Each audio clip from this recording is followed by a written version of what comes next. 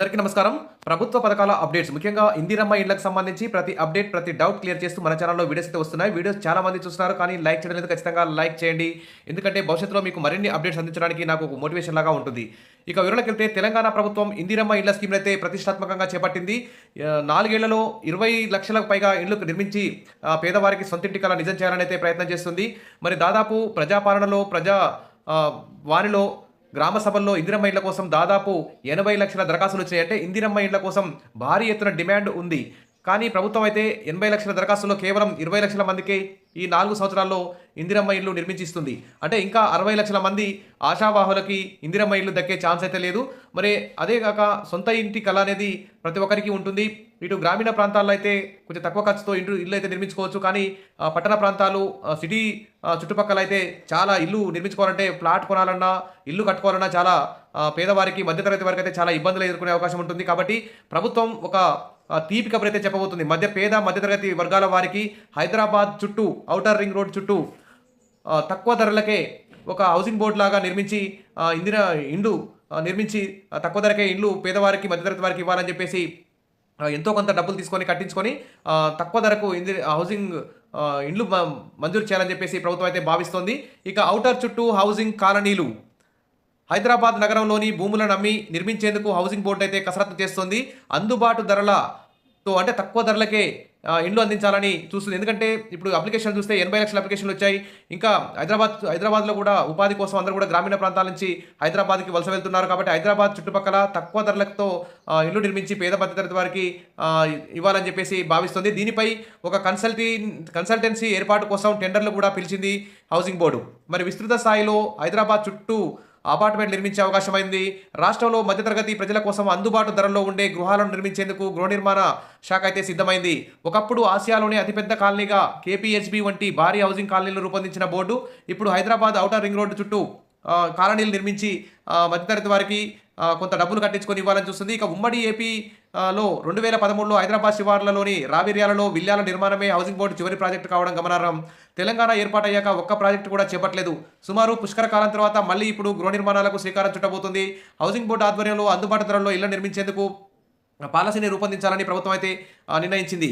ఇక ఆ పాలసీ ఎలా ఉండాలి, మరి హైదరాబాద్ చుట్టుపక్కల తక్కువ ధరలో ఇండ్లు అందుబాటులో ఉంచేందుకు అనుసరించాల్సిన పద్ధతులేంటి, మరి ఏ నమూనాలో ఏ మోడల్లో ఇండ్లను నిర్మించాలి, మరి ఖర్చును తగ్గిస్తూ నాణ్యతను పెంచేందుకు మరి వినియోగించే ఆధునిక సాంకేతిక పరిజ్ఞానం తదితర అంశాలపై సూచనల కోసం ఒక కన్సల్టెన్సీని కూడా ఏర్పాటు చేయడం జరిగింది. ఇక ఈ మేరకు హౌసింగ్ బోర్డు అయితే బుధవారం టెండర్ నోటిఫికేషన్ కూడా జారీ చేసింది. ఈ నెల ఫిబ్రవరి 28న టెక్నికల్ బిడ్లు, మార్చి 3న ఫైనాన్షియల్ బిడ్లను కూడా తెరవనుంది. ఇంకా సిటీలో భూములు అమ్మి హైదరాబాద్ నగరం లోపల కాలనీలను నిర్మించాలంటే భారీగా ఖర్చయ్యే అవకాశం ఉంది. ఇండ్ల ధరలు కూడా ఎక్కువ ఉంటాయి. దీనితో మరి తక్కువ ధర అందుబాటు ధరల్లో ఇండ్లు ఉండేలా ఔటర్ రింగ్ రోడ్ చుట్టూ కాలనీలు నిర్మించాలని, అవి శాటిలైట్ టౌన్షిప్ల తరహాలో ఉండాలని ప్రభుత్వం నిర్ణయించింది. హౌసింగ్ బోర్డుకు చాలా ప్రాంతాల్లో వందల ఎకరాలు స్థలాలు ఉన్నాయి. కానీ వాటిలో దాదాపు 1200 ఎకరాలు వివాదాల్లో ఉన్నాయి. మరోవైపు హైదరాబాద్లోని పలు ప్రాంతాల్లో చిన్న చిన్న స్థలాలు కూడా హౌసింగ్ బోర్డు ఆధీనంలో ఉన్నాయి. ఇందులో ఖరీదైన ప్రాంతాల్లోని భూములను వేలం వేసి వచ్చిన డబ్బులతో హైదరాబాద్ చుట్టుపక్కల ఔటర్ రింగ్ రోడ్ చుట్టూ భూములు సేకరించాలని హౌసింగ్ బోర్డు అయితే భావిస్తోంది. ఇక ఇతర రాష్ట్రాల్లో కూడా అధ్యయనం చేసి మరి ఏ విధంగా రాష్ట్రంలో హౌసింగ్ బోర్డు నామమాత్రంగా మారగా ఇతర రాష్ట్రాల్లో అయితే చాలా ఇండ్లు నిర్మించిస్తున్నాయి. ఈ క్రమంలో కన్సల్టెన్సీ ఆయా రాష్ట్రాల్లో పర్యటించి అధ్యయనం చేసి అనుసరించాల్సిన అంశాలను సూచిస్తుంది. ప్రస్తుతం హౌసింగ్ బోర్డు వద్ద డబ్బులైతే లేవు. అయితే వందల ఎకరాల ల్యాండ్ మాత్రం ఉంది. మరి ఆ ల్యాండ్ను తనఖా పెట్టి హడ్కో వంటి సంస్థల నుంచి కూడా రుణం తీసుకోవాలని భావిస్తున్నట్టు సమాచారం. ఆ నిధులతో హైదరాబాద్ చుట్టుపక్కల ఔటర్ రింగ్ రోడ్ చుట్టూ పేద మధ్యతరగతి వారికి కొన్ని తక్కువ డబ్బులు కట్టించుకొని ఇల్లు నిర్మించి ఇవ్వాలని చెప్పేసి అపార్ట్మెంట్ల తరాలో నిర్మించాలని చూస్తుంది. మరి అపార్ట్మెంట్ల నిర్మాణానికి ఛాన్స్. గతంలో హౌసింగ్ బోర్డు రూపొందించిన కాలనీల్లో 80% ఇండిపెండెంట్ ఇళ్లే ఉన్నాయి. అప్పట్లో ఇండిపెండెంట్ ఇళ్లకే డిమాండ్ ఉండడంతో వాటిని నిర్మించింది. ఎల్ఐజీ కేటగిరీలో అంటే లో ఇన్కమ్ గ్రూప్ కేటగిరీలో మాత్రం అతి తక్కువ ఆదాయ వర్గాల కోసం క్వార్టర్ల రూపంలో ఇళ్ల నిర్మించింది. ఇప్పుడు భూముల ధరలు అధికంగా ఉన్నందున మరి ఇండిపెండెంట్ ఇళ్ల నిర్మాణం కాకుండా విస్తృత స్థాయిలో అపార్ట్మెంట్లను నిర్మించి ఇచ్చే అవకాశం అయితే ఉంది.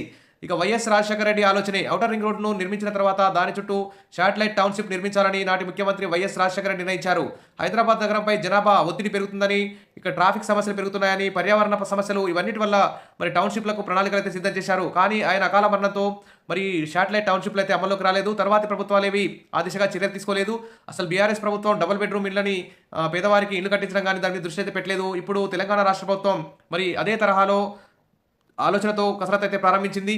ఇది ఒక మంచి గుడ్ న్యూస్ అని చెప్పొచ్చు. ఎందుకంటే పేద మధ్యతరగతి వారు సిటీల్లో కోట్లు పెట్టి ఇండ్లయితే కొనుక్కోలేరు కాబట్టి హైదరాబాద్ పరిసర ప్రాంతాల్లో ఔటర్ రింగ్ రోడ్ చుట్టుపక్కల తక్కువ ధరలు తక్కువ అమౌంట్‌తో మరి ఇండ్లు కట్టుకుంటే కట్టించి ఇస్తే అందరికీ కూడా సొంతింటి కల నిజమయ్యే అవకాశం ఉంది.